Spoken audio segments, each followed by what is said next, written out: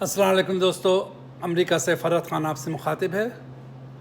آج ہم صرف پولیو کے بارے میں بات کریں گے۔ پولیو ایک وبائی مرض ہے جو کہ ہر عمر کے لوگوں کو ہو سکتا ہے۔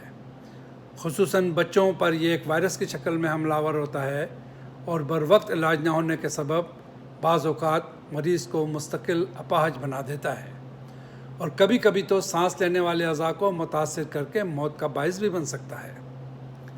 1980 تک دنیا بھر میں پولیو سے متاثرہ افراد کی تعداد 35 لاکھ سے زیادہ تھی اور 125 سے زیادہ ممالک اس سے متاثر تھے۔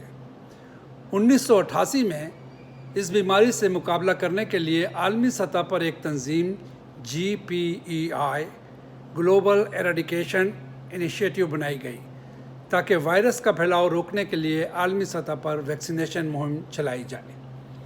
اس تنظیم کی اعلیٰ کارکردگی کے باعث 2016 تک پوری دنیا سے 99% تک پولیو کا خاتمہ کر دیا گیا، مگر دنیا کے 2 ممالک پاکستان اور افغانستان میں یہ وائرس اب بھی موجود ہے۔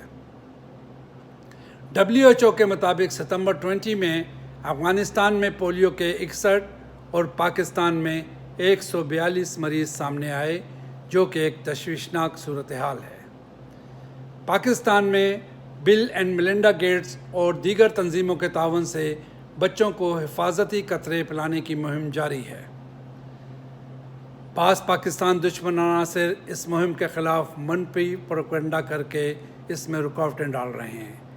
آپ لوگوں کو چاہیے آپ ان کو مسترد کرتے ہیں۔ اپنے بچوں کو پولیو سے بچاؤ کے قطرے پلائیے اور دنیا کو اس بیماری سے خاتمے میں مدد دیجیے۔